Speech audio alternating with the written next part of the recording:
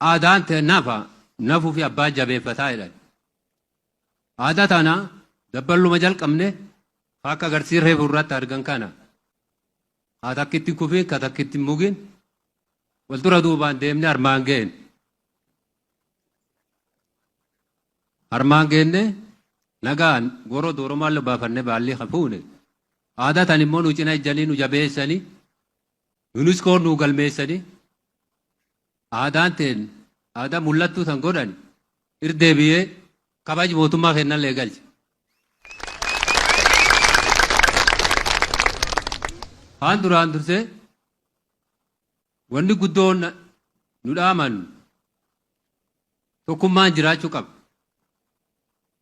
Misoomni, nageenyi, keessumaa tokkummoomne nageenyaan akka jiraan akka nageenyi keenya cimee tokkummaan hojjanne